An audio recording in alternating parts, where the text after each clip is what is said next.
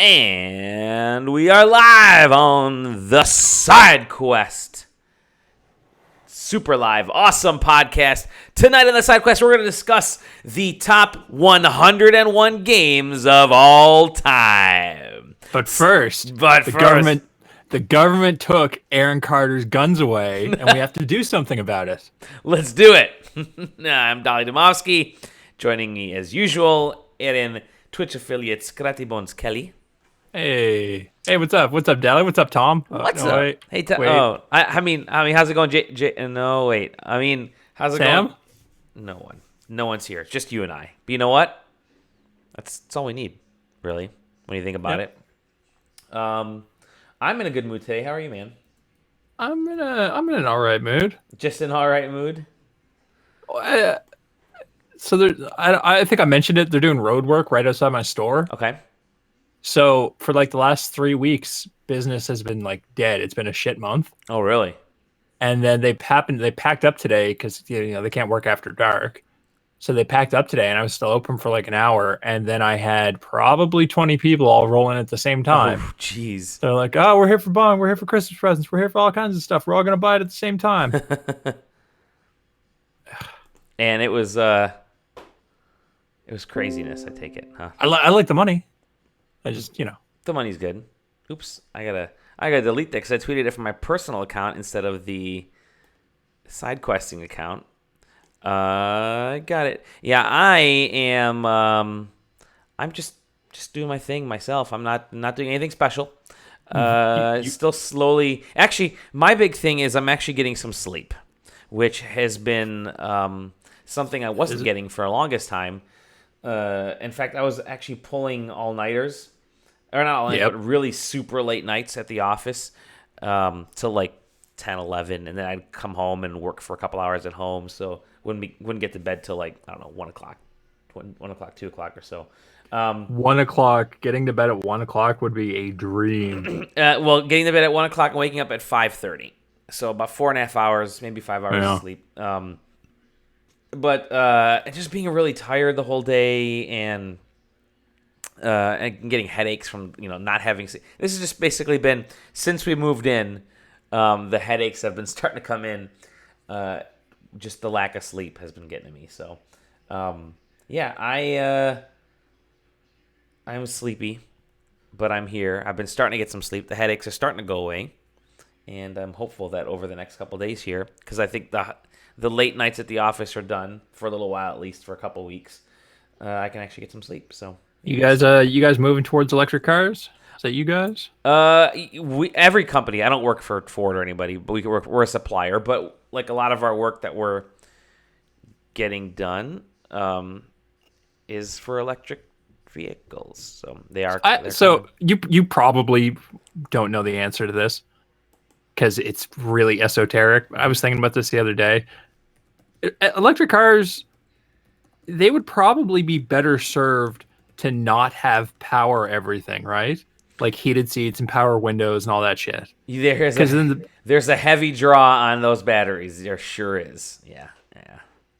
Like you would get more mileage out of them if you had to like crank your window down and your seat was just a seat. Mm-hmm. I don't know. I was thinking about that today. I was like, I bet those drain battery real quick. They do. I don't know anything about cars, and electric cars don't really exist here. So the really weird thing is everything drains the battery on an electric car, obviously, and everything you kind of think of an electric car as sort of having a piggy bank, and you get paid once a week and you fill up the piggy bank with a bunch of quarters, and every time you do anything, you have to take a quarter out. You adjust your seat with the power, take a quarter out, turn the vehicle on, take a quarter out, and that's where the majority of that electricity goes. Yeah. So, but hey, it's they're in the long term, they're actually way more fuel efficient, and there's really cool product opportunities with vehicles. Think of it this way: they may draw a lot of electricity and a lot of power and batteries and stuff, but they still cost like a hell of a lot less to fuel up than gas vehicles. They probably cost a lot less maintenance too. Yes, right? They do actually, and that's something that people have been talking about too lately. Is that maintenance on electric vehicles is a lot less because they actually break down less.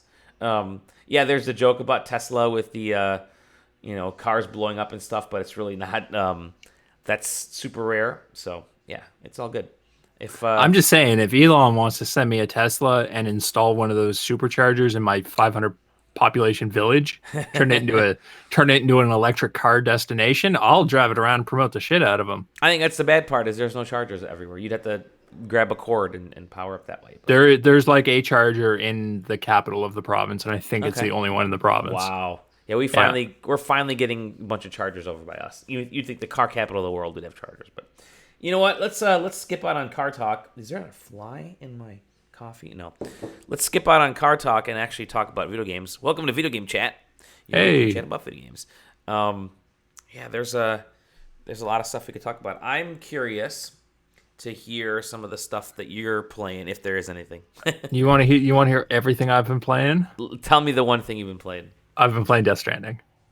That's it. That's all I've played. Where are you at? Tell me all about it. How's it going with I'm Death actually Stranding? so weirdly enough, I've because we're getting really close to the Christmas season, I've actually have been doing a lot of stuff for work, like for my day job. So I haven't had a lot of chance to play. I think I'm part way, maybe halfway through like chapter 3. How many chapters are there in the game? Like 9, I think. All right. Wow. I think there's no chapter list that I've seen, but I believe I saw somebody somewhere say that there were 9, maybe. Yeah, I chapter 3 seems to be where the super heavy duty tutorialization stops. Okay. And then it just kind of sends you out there, like everything gets a little bit more dangerous, and you got to do a lot more running around. And I was really irritated because there's a point. So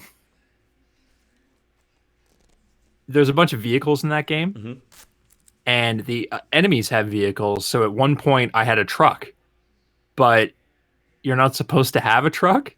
I don't think, like, because you get the ability to fabricate vehicles at like your bases and stuff. I hadn't unlocked those abilities yet, so like mission 2, like, hey, run this to this place, and then the very next one, which was like run this thing to this place, there was a destroyed motorcycle parked outside of it, standing next to like a power generator, and I'm pretty sure it's part of the game because there's dialogue with it. I got that motorcycle and then I used it for a while. And then there's a part where it's like, all right, you did this thing and here's a boss fight. And now you got to cross the river. And it's just like you get on a boat and cross the river, but you can't take anything with you. So I didn't have my motorcycle and I couldn't do anything like on the other side because I hadn't unlocked the ability to fabricate a motorcycle yet. And then the first thing I did, they're like, yeah, go up here and do this thing. And I run up there and there's a bunch of bad guys. So I punched them all in the head. And like 2 of them rode in on a truck. And I was like, oh shit, this is great. So I punched them in the head. And then I took the truck. I loaded up all their stuff onto this truck and I drove it back to my base. And then I took the truck out one more time and then I parked it and I went to do a thing and I came back and the truck was gone. Did they steal the truck or maybe? I assume it could happen. There was stuff on it. And their whole thing is that they take stuff. But yeah, so the truck was gone. I was like, oh, that sucks. I can just get another truck. No, because I haven't unlocked it yet, and even driving one around doesn't automatically unlock it. So I was back to walking around on foot. And that was a little irritating, but yeah, that game seems to get progressively easier as you play it. Like most games ramp up in difficulty. Like things get more harder, you get stronger, but there's no like that's not a real thing in this game. It's just you're walking around. The difficulty when you there are 3 or 4 difficulties, and I think mostly those just determine how hard something hits you and how hard you can hit something. Kind of the typical difficulty level type of stuff. Yeah, but the combat in that game is not really the point, so the combat's not really difficult. So you could be playing this on the hardest difficulty, and it's not really going to matter. But yeah, like the one boss fight that I've had so far, it spawns this giant like monster thing. I'm not going to go into super details, but essentially it's like, oh yeah, that weapon that can hurt this thing that you can use, they're just all over the ground right here. So you just run around while it slowly comes at you and just throw grenades at it. And then eventually it dies and you're like, I did it. And everybody's like, oh my God, you did it. You're the hero of the day. But I don't know. I really like that game. Cool. Okay, good. I'm hoping to find some Black Friday deal somewhere. I don't. It's not listed in any advertising, but those are the kind of the games that like the brand new games are the ones that will do a stealth drop on Black Friday, like on Amazon or something, or like a super quick unannounced doorbuster at like Target. So that and I think Jedi Fallen Order are two games that I definitely want to pick up within the next like 2-3 weeks here and give them a shot, especially for like some of our Game of the Year stuff. So I'm vaguely interested in that Star Wars game. too. I'm not a Star Wars person. Yeah, me neither am I. Neither am Yeah. I. But I'm the whole kind of Metroidvania-ish, space thing is kind of interesting to me. I'm Death Stranding is a game that I've wanted to play the whole year, or basically since it was announced, just because how stupid and bizarre it looks. And we'll get into the Keeleys later on as well. But it's been so hyped, and we received so little information about it over the years that I think that actually kind of made me hungry for it even more. So just hearing you guys chat about it and talk about it, and I think that has kind of piqued my interest a lot higher. So I'm actually off of work for the next couple weeks, and I'm thinking, yeah, let's just do it. Just dive in. I probably won't get too far, but it could be a fun just game to sink my teeth into. I think the problem with that game is that people are expecting too much of a game out of it. Oh yeah, maybe. Okay. Like, Metal Gear Solid 3 came out and like that was a game. Like that was like stealth and you were running around, you shoot people and there's like boss fights and that's a giant ladder at one point, you climb it. And then Metal Gear Solid 4 came out and that was like kind of less of a game. Still a lot of game there, more of a movie. But the Metal Gear Solid 5 came out and it's like it's all gameplay. It's like running around and clearing bases and they didn't want to pay Kiefer Sutherland to do voice acting, so there's not a lot of that. So it's some cutscenes, but mostly just all game. And I think people were expecting this to be that, and no. It's is there like a lot of freaking CGI cutscenes that you've experienced already? It's more so. There's been a couple, but it's more codec conversations. Kojima style codec conversations. But no, it's like. You remember Metal Gear Solid 3, that giant ladder I mentioned? You start climbing that, and then the song starts playing, and you're climbing for like 8 minutes while the song plays. In Death Stranding, you're walking from point A to point B, and you're just out in like an open plain or whatever. There's nothing around you, and then just like some soft indie rock starts playing. Throws you for and like a little credit thing comes up, like name of song, band that performed song, year it was released. And you're just like, okay, I guess nothing's going to happen right now. I'm just going to keep walking and it just keeps playing.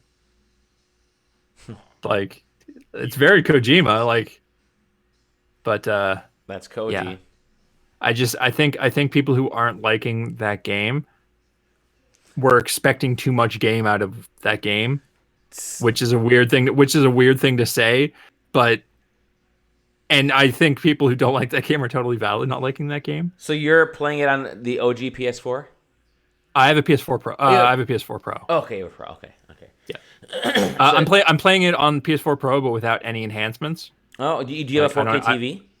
No. Okay, so you're just playing it basically in regular K, 1K. Yeah, I'm 1K. Not even. So I have a 1080 like a 1080p television that's sitting over there, and I'm so lazy that I just grab the PlayStation and it's sitting right there, and I just have it plugged into one of my monitors. Oh, nice. So I'm just playing it on a monitor right at my computer. The most irritating thing about that is I thought there was a way that I could capture video from a monitor that had two feeds plugged into it, and there's not. I don't know why I thought I could do that. Okay. So that was a little irritating because I'd like to. You need to see some of that stuff. I know Zach's working on a write-up for it, but from sort of a different angle, not necessarily a review or anything. But I think this is the kind of game that's going to lead to a lot of. I mean, it already has led to a lot of people talking about it. So it'll probably be the kind that we're talking about for a long time, just like MGS4 and MGS3 did before it. Cool. So Death Stranding, that's been going to be sucking up your hours for the next couple weeks here. Yeah, I turn it on. I try and get an hour every day. Okay. At the very least, like I'm so burnt out right now. Boop. Just gonna turn that shit on and play an hour and then probably turn it off. And I can do that because it's just you're just delivering stuff. It's like, oh, I'll deliver this package and I'll turn it off. That's fucking that sort of the doing work seems like something I wouldn't want to do it at night after a long day of work, but that sort of mindless work is something I strangely look forward to after like a long day at the office. I've been, like I said, I've been pulling so many late nights. I just want to kind of veg out sometimes, and just delivering packages seems like it actually might be almost therapeutic for me. So, yeah, I'll check it out. That's cool. Cool. Death Stranding. We'll keep talking about it. We'll talk more. Definitely, I'm looking forward to you guys doing a spoiler cast. Yeah, we gotta pick a day for that because there's a lot of us that are playing it and we all want to talk about it. Yeah. Cool. Anything else, or it's just been Death Stranding? Just pretty much that. Okay. Just Death Stranding when I got a minute. All right. What do you got? I'm still doing the Ring Fit Adventure, so I'm getting ripped with Ring Fit Adventure. I gotta say though that I'm playing it now more. I've done the Ring Fit Adventure hack, let's just say, where this is the fitness thing, and actually I'm taking it with me to Chicago next week when I'm hanging out with one Ryan Gann for a little bit because I want him to Hi, try Ryan. it out. Hey Ryan. Yeah, I've kind of figured out the hack to that game, which the way you take on battles is you get different movesets. So there's like arm moves, there's leg moves, there's ab stuff, and then there's like yoga style moves. And each of them, as you progress through the game, more open up, or you can kind of purchase them. You can unlock them through sort of almost like an RPG skill tree system. And I've come to find out that the ones that take off the most damage for enemies tend to be the ones that you're kind of doing a lot of repetition of moves, because there'll be some where it'll tell you to do like 40 hip shakes or 40 like arm pulls or something. And they tend to be the ones that are really easy to do over and over again, which makes it you don't have to do a lot of squats to like or a lot of like push-ups or anything to beat an enemy. You just kind of like one of the moves is to hold the ring up in the air and just kind of do a hip shake, and you can take off a ton of HP. So I've never seen like gameplay footage from this game. Yeah, I should live stream. Are you essentially telling me right now that the best way to defeat bosses in that game is to do the movements from Call on Me by Eric Prides? Yes, totally. Oh my god, yeah. Yeah, you nailed it. Yep. So yeah, it's there's certain, I don't want to say hacks, but if you level up enough early on, then it becomes sort of easier as you progress. But I'm still chipping away at that. I want to get through the story, surprisingly. Although I did check, I think I'm ranked at the last time I checked. I'm ranked like number 20 in the world for the amount of time put into the game, at least for my age group, in the 70s. So I'm ranked like number 20 or something, or like 15 or something in the world, which is pretty funny. Nice. It means either a lot of people aren't playing it, although it keeps showing up on like Japanese and Korean like top 10 lists and stuff. So it's been selling pretty well. Or they're not connected online, and that could be it too. But so that's it. Yeah, Ring Fit Adventure. What's my weekly jump in on that? More Luigi's Mansion, which is still just God. That game's so awesome. I think I'm like on the third or fourth floor right now. I'm kind of chipping away at that game. It's like a half hour here, half hour there for Luigi's Mansion. I'm fine not playing it too much. But the real game that I've been playing, and again, I haven't put a ton of time into this because it just came out last Friday. I didn't start till Saturday. Is Pokemon's S word. Seems like everybody went Sword. I thought so too, but then I looked at my friend list, and it's almost a 50-50 split between Sword and Shield. Looking back now, I should have got Shield because they have a fucking unicorn Ponyta, and that thing is majestic as fuck, and that's what I should have got. But I'll get Surfetched, and that's pretty cool. And the legendary for Sword is pretty good. Is it pretty cool? No, I could fucking care about Surfetched. Fuck that. So let me give you a quick rundown of where I am. I may be 2, 3, 4 hours in the game. I'm not that far into the game.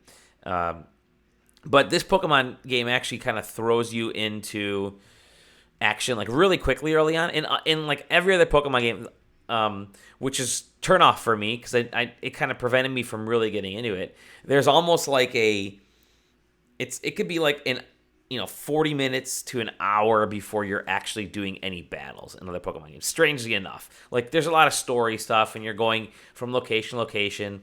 This game, you get your Pokemon within 10 minutes. I was hopping around essentially like the world, not the open world part yet, but just kind of going between the towns and battling Pokemon and trainers and stuff. So that's pretty cool that it does work that quickly. The story moves really fast too.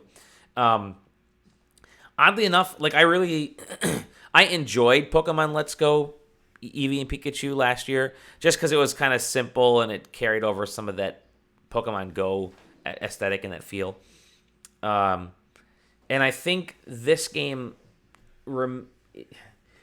has just a tad bit of that light feel to it, I guess. Oh, I just fucked up this table. Oops.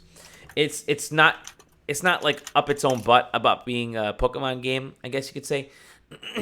There's definitely a little bit less of that seriousness that can prevail in Pokemon games.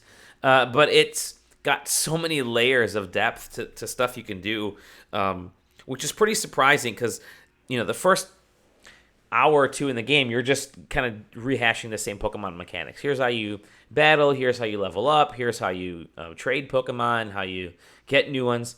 And then it really starts to open up really quick after that. I haven't hit my first raid yet, but I'm totally looking forward to hopping in one of these raids because is my understanding that the bad guys in that game are essentially a soccer hooligan? It is. Yeah.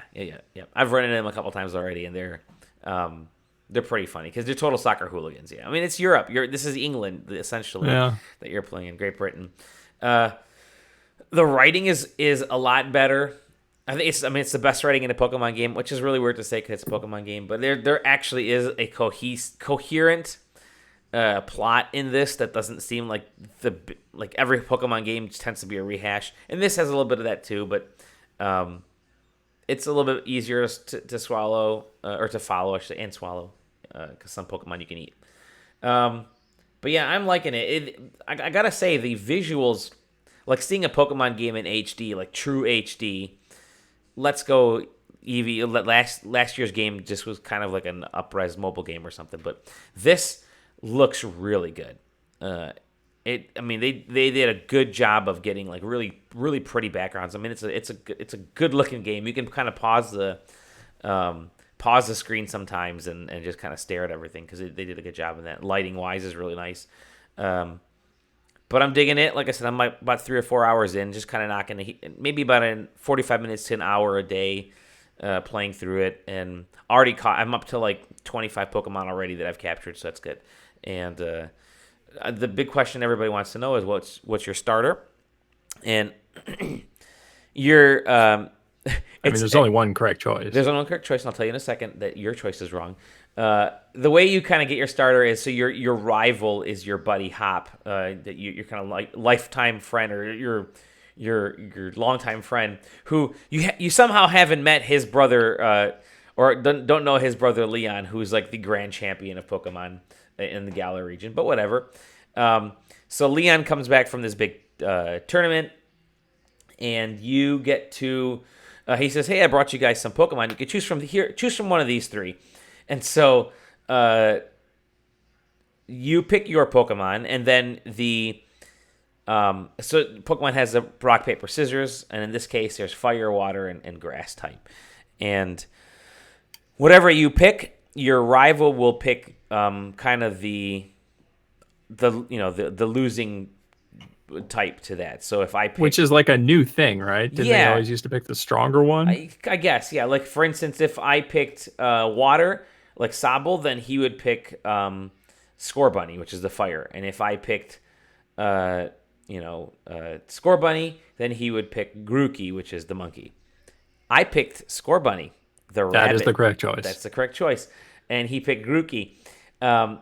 And what's really kind of interesting is that So you pick those two Pokemon, like story wise, they get picked and they're off the side. And then it shows Sobble, the crying salamander, fluffy salamander Pokemon, and he's just kind of sitting there in the middle of this open area, and he just starts bawling that nobody picked him. And I'm thinking, Oh, that really? is actually, I'm like, shit, I kind of feel bad now not picking Sobble. But then Leon comes over and says, "Don't worry, you can travel with me, and everything will be all fine." But and then you guys all party and go on your first quest. But it's a fun little touch because not picking Sobble actually makes things more of that, makes it feel like more of that Sobble meme that everybody was, Yeah.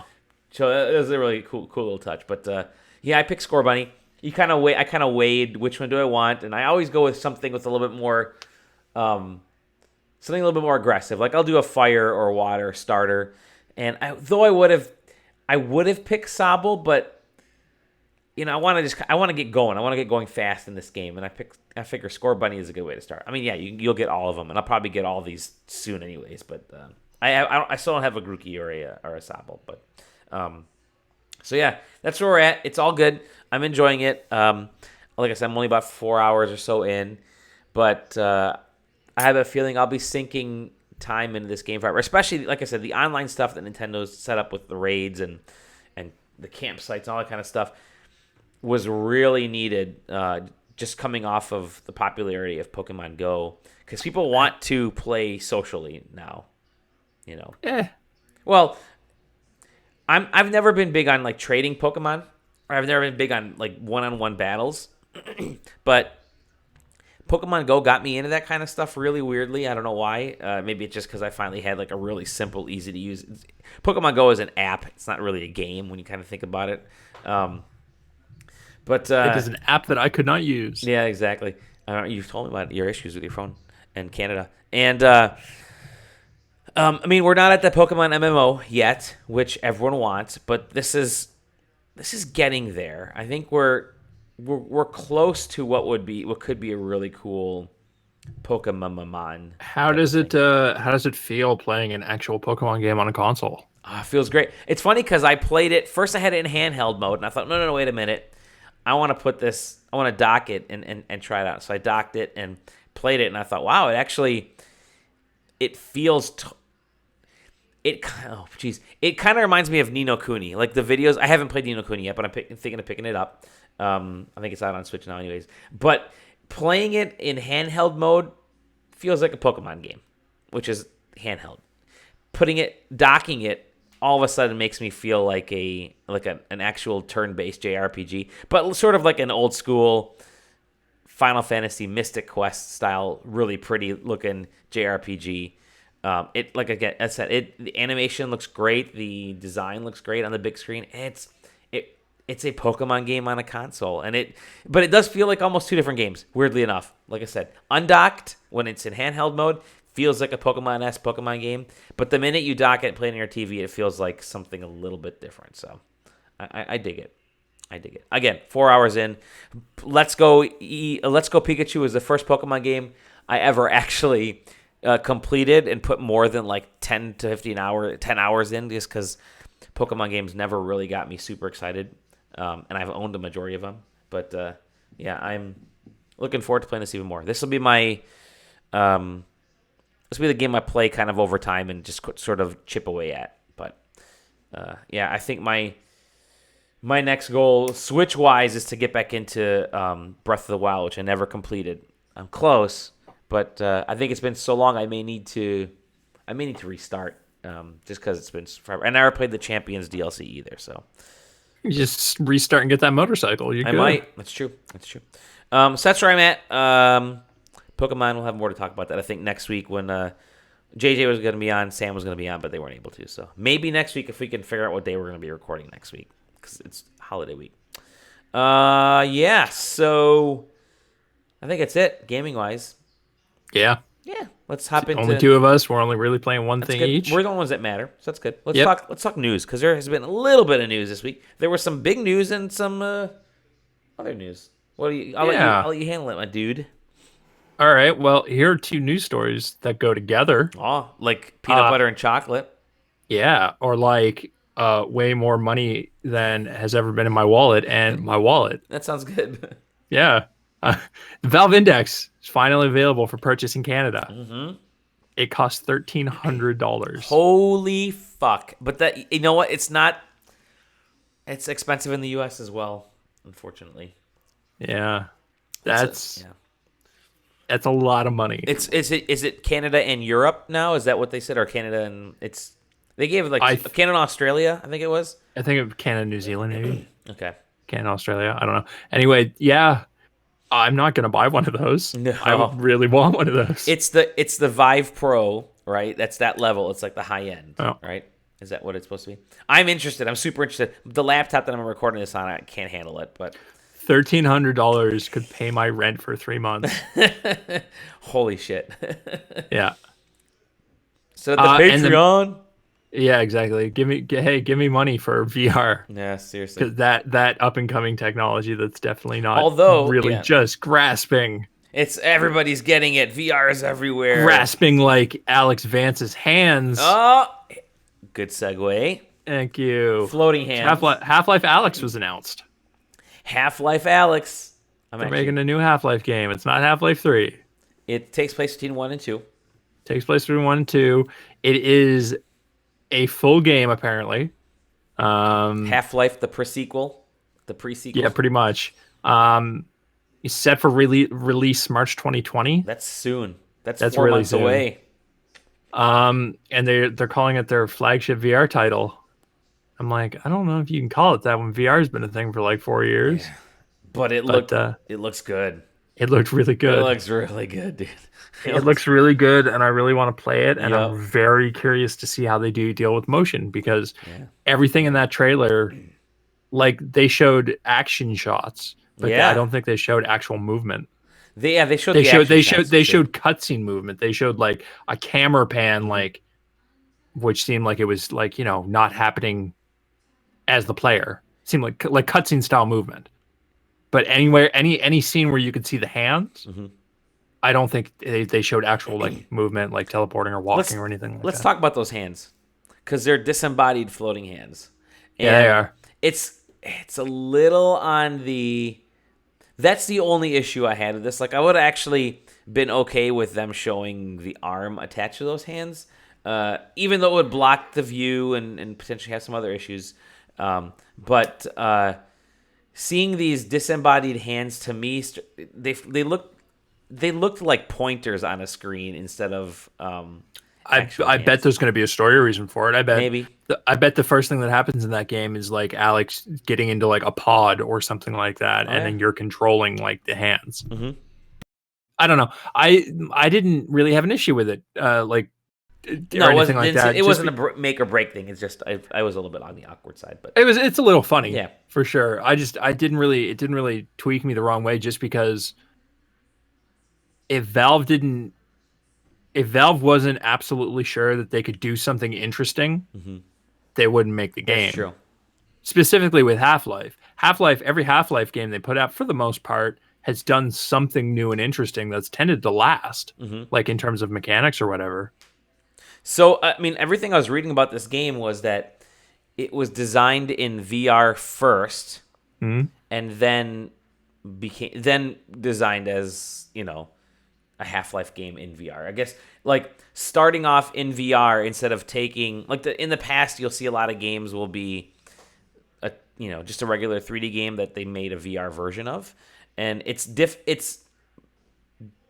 can be difficult going either way. And so designing this as a VR game, and I know some folks were asking, this needs to be ported into 2D because VR, a lot of people can't play VR because they don't have depth perception, or they don't have the the helmets, all that kind of stuff. It's like, well, sorry about that. I know it sucks, but I think it's difficult sometimes if you create a product that's in one technology to port it over without potentially shifting it. And I don't know nearly enough about this. Obviously, haven't had any hands-on time or anything, and maybe even it could be super dependent on VR as part of its. Not even dependent on VR, but dependent on the Index specifically. Yeah. Because they a few weeks ago they had that thing where they were touting the fact that the Valve Index could do like controller-free individual finger tracking. Mm-hmm. I don't think any of the other ones can do that yet. I mean, they said it was compatible with other, other PC based headsets, but maybe in those cases it's not finger tracking. Maybe in those cases it's just like Alex's hand is just kind of floating in space or something, or you just see a gun. I don't know. That's a great point. Yeah, I think you'll get all the majority of the features through the Index, but man, that's a lot of money for an Index. It's like $1,000 here in the US or something crazy like that. But something crazy. I don't have them in front of me, but they did announce what the minimum and recommended specs for a computer would be to play this. It's a lot. It's way more than most VR things. Wow. Yeah. So good luck on a lot of people getting it.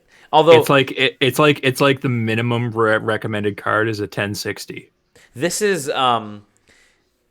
like, it's a new Crisis, right? Can it play Crisis? Can it play yeah, totally. Because I think this is something that Valve just wanted to get out in front of well ahead of time. Like, it's going to be free with every Index sold is going to get a copy of this. Sure.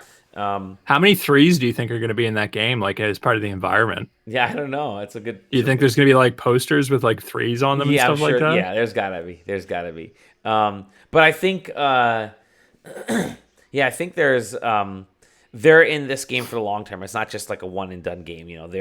They put this out there and they expect it to be a long tail, even though it's single player, a game that's going to be shipping and testing and stuff with their products for a long time. So I mean, it's just like Half-Life 1 and 2 and Episode 1 and 2 and all that kind of stuff. So Valve maybe VR. They're finally making it a real game. Listen, Gabe, if you and Elon want to send me a Tesla with a Valve Index installed, I will drive it and review this game.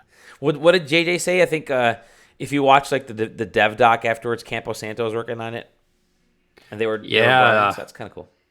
That is very cool for them. Is that why they changed all their bios? It may be, yeah. Because cool. Yeah, that's it. That I have for those. Okay. A new Half-Life game. Yeah. Yay. You can kind of end every podcast with there's a new Half-Life game coming. There's a new Half-Life game. We could ride that out for the next 11 years. Yeah. Hey, you know where that's not going to be? Probably on Google Stadia. This is what I was going to talk about. I'm excited about this topic. So I'm going to run through a bunch of headlines, and then we can just get into Google Stadia. Not a bunch of headlines, a couple of headlines. Google Stadia launched in beta. Right before it launched, it was going to launch with an incredible lineup of 12 games. And then Google, in their infinite wisdom, sent me a Stadia, bumped that to 22 whole games. That initial launch, a quarter of that initial launch was Tomb Raider games, which is funny. Yep. Yeah. Of those games that launched, a bunch of developers have been reached out to and confirmed that their games aren't running in 4K. Oh, wow. Okay. Yeah, like the two examples I have here are Destiny 2 and Red Dead Redemption 2 are running at 1080p and 1440p respectively and being upscaled to 4K. Oh, geez. Which is part of why those screenshots you see floating around look a little muddy. Because it was one of those shit, we need to get a few more games in because we got destroyed by the press type of thing. Oops. Totally. And I hope you like playing those games. I don't know where I was going with that. Chromecast Ultras have been overheating. Oh, really? Yeah, a bunch of people have been reporting that their Chromecast Ultras have been overheating while they're playing Stadia. And some of them seem very adamant that it's because of like Stadia, but it seems like there's an equal chance that it's just a shitty part in the in the CPU or the. These are the CPU, these are being shipped for the people who got that Founders Edition or whatever that was. Right? Yeah. Apparently they're just like they're playing Stadia games, and as far as anybody can tell, Stadia games in terms of like hardware impact is basically like watching Netflix. Yeah, right. It's just a video stream, and so. Yeah, these things are like overheating and shutting themselves down. Wow. And blowing out. Yeah. It's just not a good time for Google right now. Google Stadia. Do Sure, you have Google's doing just fine. do you have more for Stadia? Any more news? No, those are There's the big ones one. I saw. There's one by our mute Jeff Grubb, who did Oh, a what's Jeff test. saying? Who did a test on how much data was being transferred for Stadia? It wasn't like 100 megs for like a few minutes or something like that. Which Oh, yes. 100. It was 100 megabytes an hour, I think. something crazy or something. Something like that. It was a lot. What it boils down to is it was a lot. Like that's if it's like an It w- hour, then that's 10 hours of game time before you're hitting your cap on a lot of. it was high. It wasn't overwhelmingly more high than anything else, Mhm. but you tend to game a lot longer than you watch a movie. Yeah, yeah, Excluding things like binging a show on sure, Netflix. sure. But Yep, like if you turn on Netflix, you're like, I'm gonna watch a movie. You're done in 2 hours. yep, Maybe I want to play 5 hours of Tomb Raider. yeah. Maybe I want to play 8 hours of the next Tomb Raider. Maybe I want to play 16 hours of the next Tomb Raider. I don't know. I don't know how many Tomb Raider games there are, but yeah, I saw that and I didn't include it because I tried to find a quote, and I couldn't find the quote. But do you remember maybe 2 months ago when Stadia dude was out there saying like, yeah, Stadia is going to force ISPs to get rid of bandwidth caps? Yeah, well, I don't see anybody dropping bandwidth caps, I man. don't think so, dude. It's Like Stadia's out and they're not dropped. they're not dropped, and it's this launch is bungled as fuck, right? It seems really bad. It seems very interesting, and it seems really bad. Is this something that Google can recover from? Yeah, yeah. I mean, Sure. they need to be very transparent right now and say, listen, we're this is in beta, and we're not launching for full until we're confident, hopefully 2020, until we're confident this thing works. So that's why you're not getting some of the features. At that same point, when something's in beta, you expect to pay less for it, but they seem to like charge people a ton for that controller and the Chromecast Ultra and all that kind of stuff. All their accessories and stuff cost a shitload of money, and then all the games are full price anyway, with the notable exception of like two. And I mean, everybody played that Assassin's Creed Odyssey, or a lot of people played that Assassin's Creed Odyssey trial that was through like Chrome, right? Yeah. Just through your browser, and that was pretty cool. A lot of folks were pretty excited about that, and that was free as a test. And I kind of think that's how they needed to run this as a test and just kind of be forthright, with it and call it what it is. These next several months are them figuring out what Stadia can actually handle from a bandwidth cap wise to quality of game visuals and what level of achievements because it launched without like a ton of features which aren't coming for a long time. As far as I know, you can't buy games through the PC, and you have to use the iPhone app to activate stuff on you can only play on Google Pixel or something, and so yeah, it's not there. It's got a long ways to go. It's still like, I know every time this comes up, or pretty much every time this comes up, I mention the bandwidth cap thing, and it's just like they could put all Google has more money than God, basically, Mm-hmm. right? Mm-hmm. Like they are a very wealthy, very successful company for good or bad. Yep. Like they can afford to fix this thing. Yeah. I don't know that they're gonna be able to convince ISPs to drop their bandwidth caps, and I think that is going to be the bottleneck. Yeah. Yep. Like they might have the best product on the market by 2020. I mean, they're roughly the only product on the market right now. Really, they might have the best thing on the market regardless in 2020. And if people have bandwidth caps, it's not going to fucking matter. Nope. That's for sure.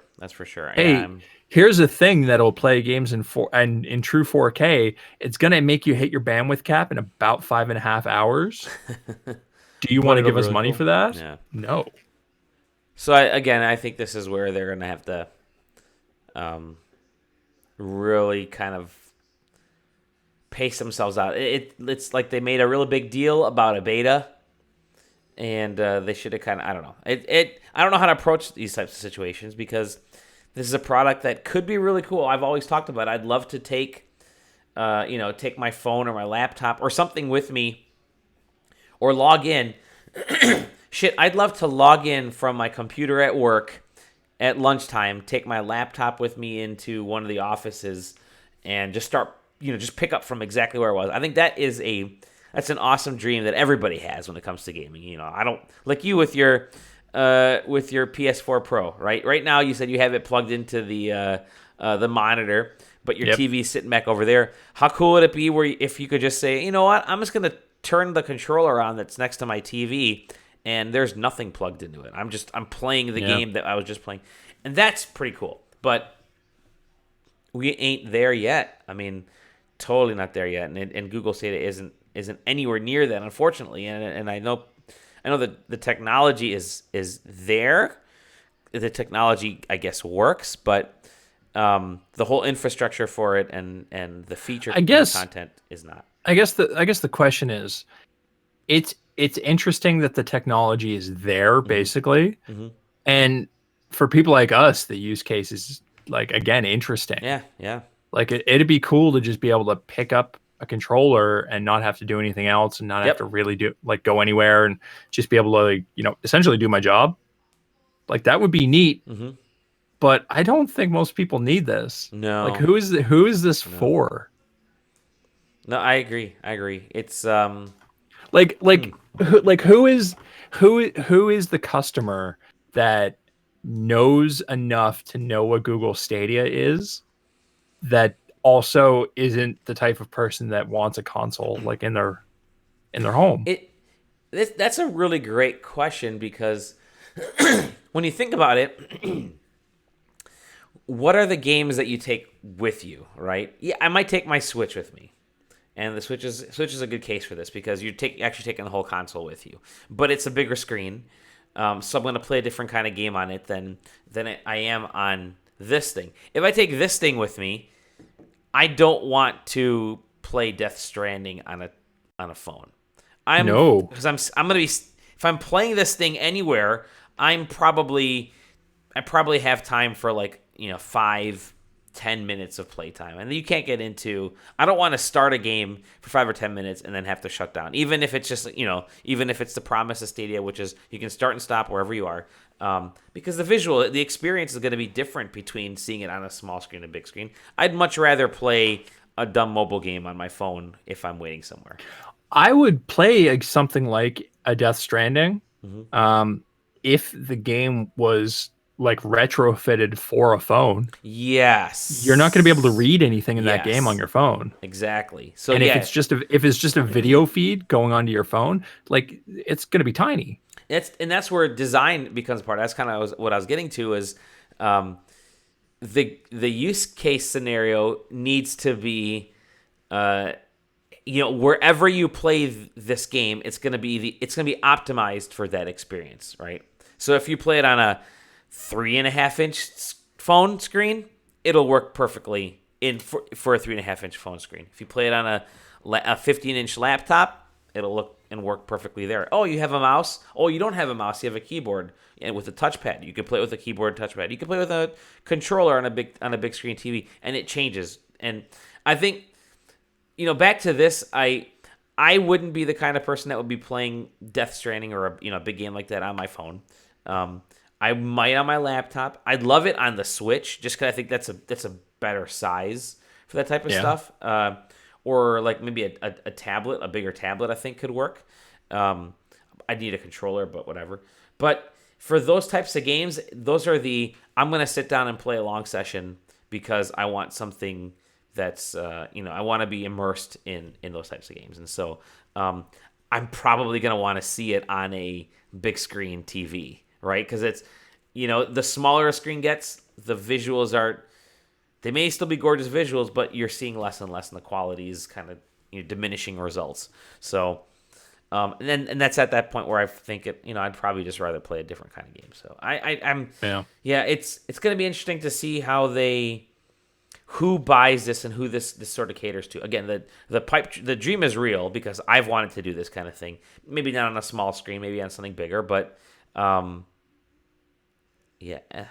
I could be talking on my butt because I may try it and think this is perfect for me at the office, and I'm fine playing it on a phone. Who knows? Yeah, I don't know. I might be way off base, but it seems to me like the potential use case for VR has a broader grasp than the potential use case for not Stadia specifically, but this type of streaming video game has. It feels like that to me, and I don't know if that's right. No, I'm kind of in that same boat. I'm thinking the same thing. Yeah. But then, neither of us have it. So I know Tom's got it, and we need TJ Lethal on here to tell us all about Stadia. What else you got news wise? No, that's it. That's it. It was a slow week. I've got just a couple. Talk to me about Pokemon. Pokemans. No. Yeah. Well, that's the first one. Remember Game Freak lied? We all know Game Freak lied about Pokemon, and definitely people were not going to buy it. I think I remember. I may have mentioned it last week, but my couple of the guys that work in the cafe in my office Did told they buy me they were so upset. They're like, "Did you see they're reusing data, they're reusing models? I mean, they're so lazy. I'm not going to buy this game. There's no way they're not getting my money." That was like Wednesday or Thursday of last week. Today I'm getting food in the cafeteria, and I said, "Yeah, I ended up picking up." I said I picked up Pokemon. I got Sword, and one of the guys says, "Yeah, I ended up buying it over the weekend too." The other guy, "Yeah, I ended up buying it too." And I'm like, "Okay." So that boycott sure lasted all of 0 seconds, considering Nintendo announced today that they sold 6 million copies in the first 3 days of Pokemon being out. It's the biggest Switch launch yet. Bigger than Smash Brothers, which was last year, and that sold 5 million. So, yeah, it's the biggest launch in the series for 3 days worldwide. So that's pretty it's pretty big. So yeah, I mean, they did it. They got it. They figured it out. People like Pokemon. For all the faults this was never going to be this was never in question. No, you know what I mean. You knew this was going to be a big seller for them. I actually didn't think it was going to be as big. Only because I started believing the dudes who were upset with it over the last week or two. And then it came out, and then every freaking person everybody who has a Switch is playing Pokemon. My friend list is, if there's 19 people online, 18 of them are playing Pokemon, and one person is playing Luigi's Mansion or something. So, it's usually me. This is going to sound like maybe the most dickish thing I've ever said. The people who were loudly complaining about boycotting this game don't have the willpower to boycott the game. It's so true. It's so true. Yeah. The type of person, and I don't mean that specifically about Pokemon fans or this specific game or anything like that. It's just anybody who cares enough about a game to whine and bitch about it, they're gonna buy it. That's the people who aren't gonna buy it are the people who aren't talking about it. Exactly. Remember, was it the Modern Warfare or one of the Modern Warfare 2? 2 or 3? Something like that, yeah. And then it showed up on everybody on Steam was playing Modern Warfare 3. Yeah, it was boycott Modern Warfare 2 for their lack of dedicated servers. And there you go. And I think the case is the same here. And that's a massive 6 million copies in 3 days is obnoxious. And that's gonna just coast right. Do you think do you think we should all buy it? Do you think if it gets to 10 million, they'll add all the Pokemon we want in? If they don't, I'm not gonna buy the next one. Game Freak lied. They're gonna dex at us again. Yeah, they're gonna dex at us again. Technically, the game's eligible to be on the Game of the Year list for the Game Awards, but it's not. But the Game Awards did announce their Game of the Year. I saw this, and I didn't take down every category. I have a note that says, "Hey, Death Stranding's on there an awful lot." Hey, isn't Keeley in that? Yeah, and we've joked about it, but sure. Let me make sure I have that. Yeah, but I just if we're gonna run this joke into the ground, as I'm very very prone to do with every joke ever, I just want to throw this out there first. I don't think Death Stranding's on there because Jeff Keighley's in the game. I think he's too professional for that. I hope.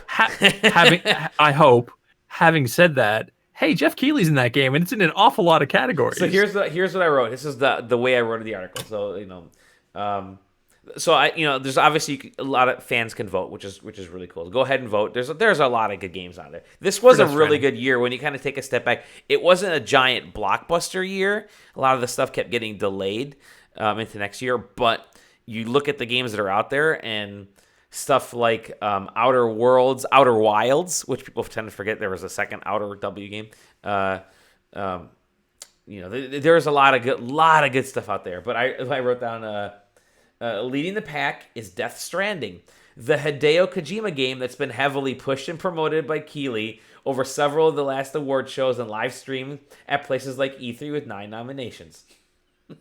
So,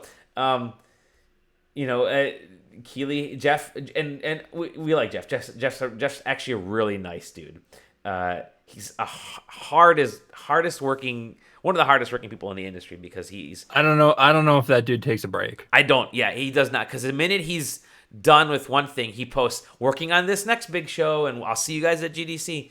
And he knows everybody, and he's been working on the Valve, and he announced he's been working on the Valve, the last days of Alex, which is kind of cool. I always loved Keighley's last days or whatever they call last hours, final hours. But he's promoted. he's a noted Kojima fan and and friend to Kojima, and he's had Hideo Kojima on every award show, and he's been overly giddy about that kind of stuff. And the game's not on there because of Jeff Keighley's love for the game, but there's enough on there to. It's leads the nominations with 9 over anything else. Control is on there with 8, and I think there's a couple with like 4 or something. Like Super Smash Brothers and other stuff is on there. But it's difficult to separate Keighley and Death Stranding and Kojima, that Triforce. They're not related. More than likely they're not related, but it's difficult to separate them because of how in our faces, Keighley has made Kojima. And it's ridiculous because if Death Stranding doesn't win any awards, yeah, that would be. Well, if it does, like hypothetically, if it doesn't, everybody's gonna go, oh, they rigged the voting because they don't want it to look improper. And if it wins a bunch of awards, they're gonna go, well, of course it did. Keighley's in the game. It is a no-win situation right here. If it wins, I'll tell you what's gonna happen. At best or at worst, they're just not going to acknowledge that fact during the Game Awards, and that's fine. And at best, there's going to be like a joke from Keighley, like just one line, just acknowledging the whole situation, and then he's going to move on and keep hosting the show. Yeah, I think that's likely what will happen. I'm hopeful that he will do that. I'm hopeful that he does it before any of the other presenters or somebody else comes up on the stage. And oh yeah, totally.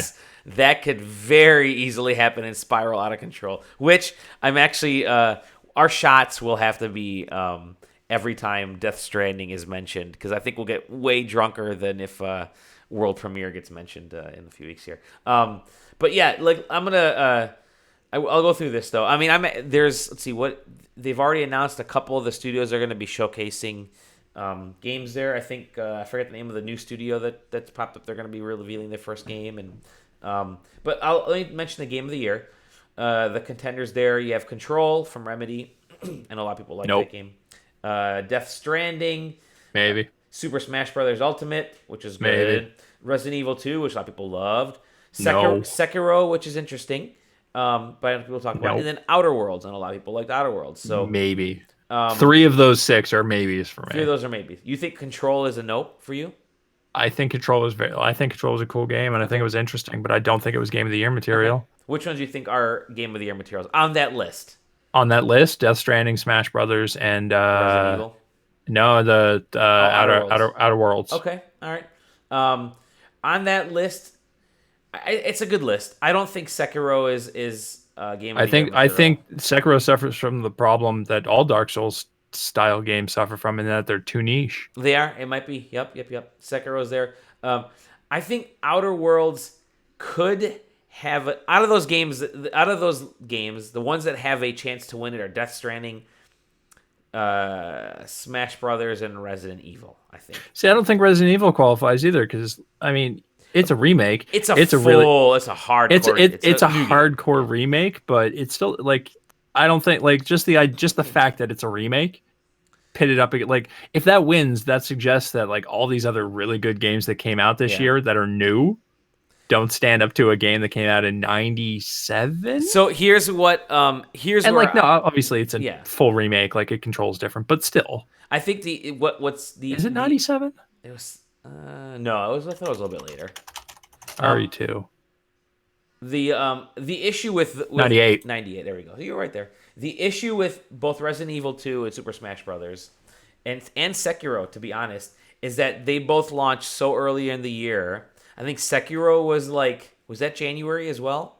Resident Evil 2 was January, February, and then Super Smash Brothers was last December. Smash Brothers actually launched was it the day after the Game Awards last year? Yep.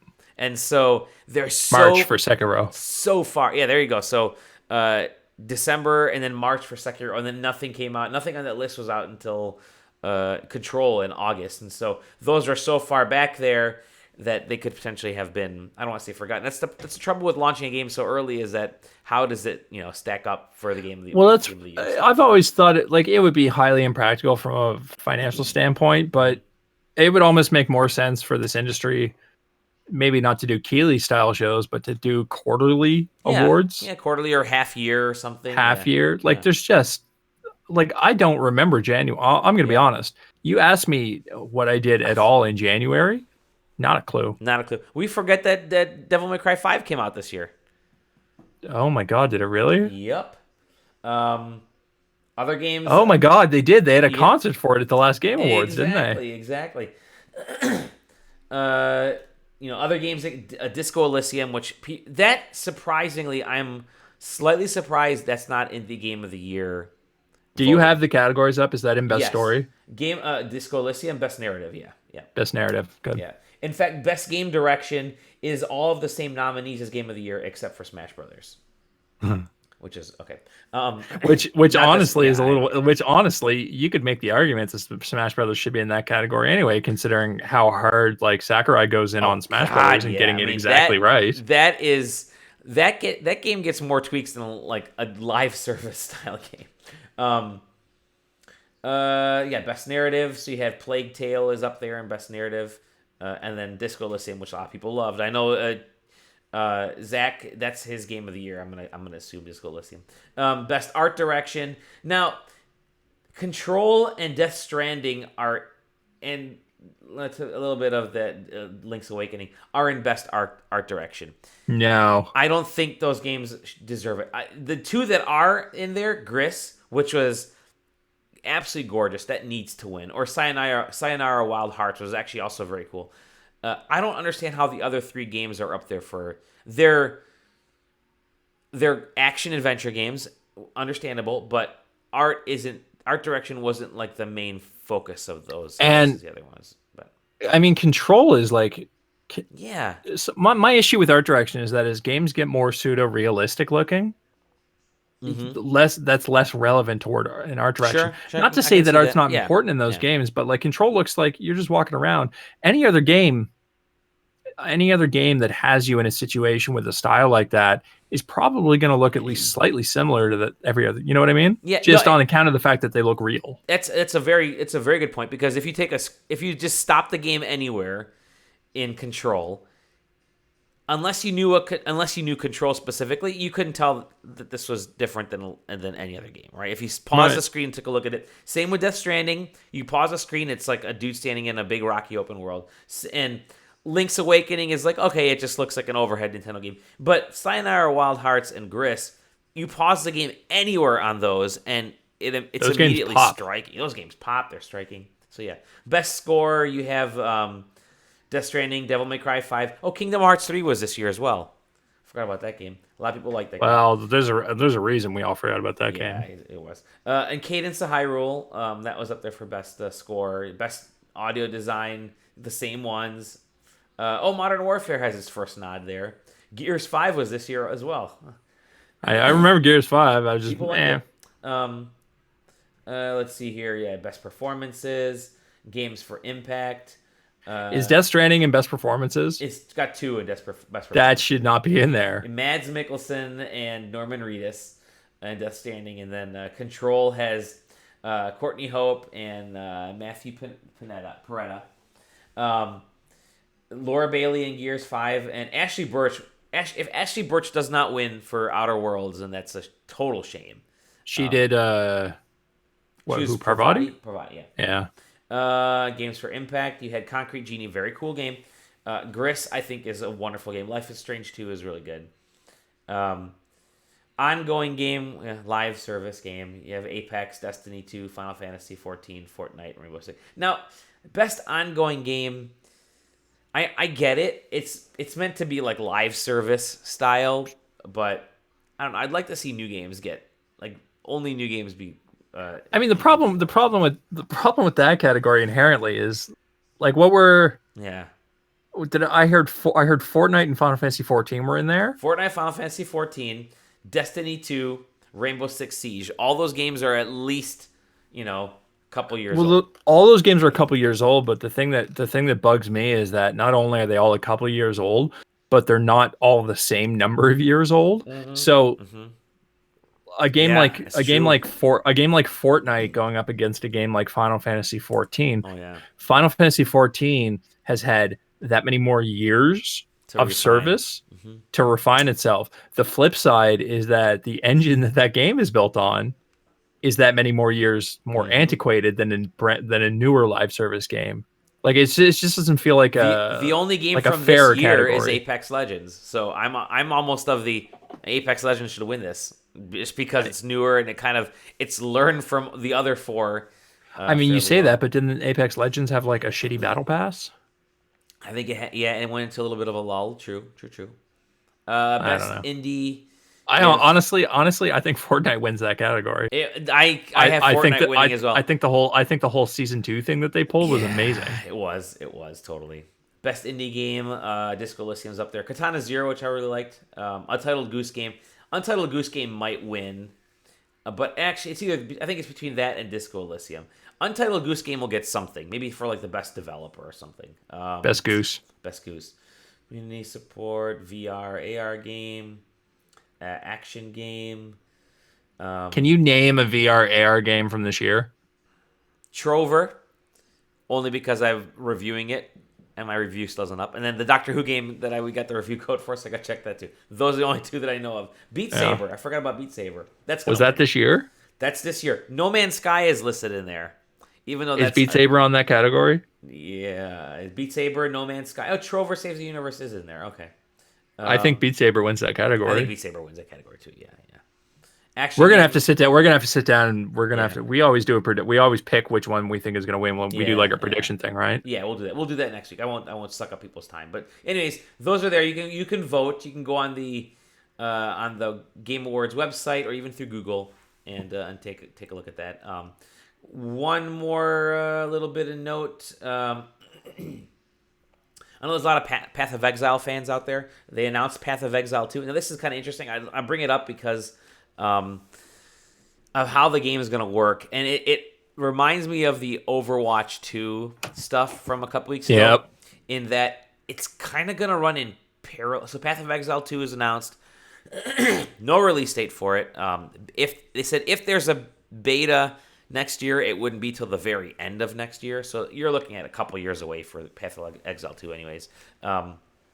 That game came out, 2013, 2014, somewhere. It's 2012, I think. 2012, yeah. I'll check, but I think it was around there. Hey, if you like Diablo-style games, this is it. But it is... 2013, you were right. Okay.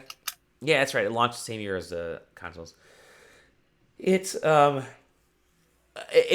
story that's kind of set in years after the events of the first Path of Exile, but still can kind of run in parallel. They want people be able to play both these games. A lot of the modes and a lot of the stuff will carry over between the 2 games. So if you have an account in one game, your stuff will carry over into the other game, and vice versa. Any expansions bought in the first game will work in the second game, and vice versa. So these are sort of parallel experiences. And then I I just thought that was kind of an interesting way because that seems to be what Overwatch is trying to do. They also announced Path of Exile, like a mobile version of the game, but yeah, it's Path of Exile 2. I'm this whole kind of dual games at the same time thing is kind of an interesting thing that's starting to happen. But yeah. Anyways, that's it. That's all I got. Just those couple notes. And that's it for tonight. That seems like it's everything. I think that's everything. That is everything. Hey, We did it. We did it. Thank you, Aaron. I actually lied. If we're at the end, I might as well bring this up. Sure. I was getting the name. I've been playing a game on my phone called Idle Miner. Oh shit! How is that? I was looking. It's okay. Idle Miner. Okay. I picked up. Where's this idle game that I picked up? I just grabbed. Where is it? Holy shit! It's an idle game. I wanted to just grab a new idle game because I'm an idiot. And we love idle games here on SideQuesting. Unfortunately, Idle Supermarket. Thank you, Idle Supermarket. So how is that? That is you're running a supermarket, and that's a supermarket tycoon. Idle Supermarket Tycoon. It's. Did you ever play Idle? Was it Egg? I forget the name of it. There was an egg game where you're just like literally hatching. You're having chickens produce eggs. It's kind of like that. Hatchimals. No, Hatchimals. Egg Mr. Eggman. I don't know. But OMG Pets. OMG Pets. Who knows? Yeah. Idle shit. Idle shit's good. We should do our top 100 idle games of all time list. There's probably enough of them that we could. But Where yeah, can we find you, Aaron? I want to throw that out there. You can find me on Twitch and Twitter at ScrattyBones. Yeah, did you meet your quota for this month yet, or no? How many hours at the stream or something? 30, 50? Listen, I qualified. I don't gotta do nothing no more. Like, I'm done. I hit that mountain. Yeah, there you go. You can find him. You can find me at Dali Domovsky. And you can find us at SideQuesting TV on a lot of the stuff, and SideQuesting.com. And that's it. I'm tired. I'm gonna lay in bed and play Pokemon and fall asleep. And that's it. See you everybody. We did it. We did it.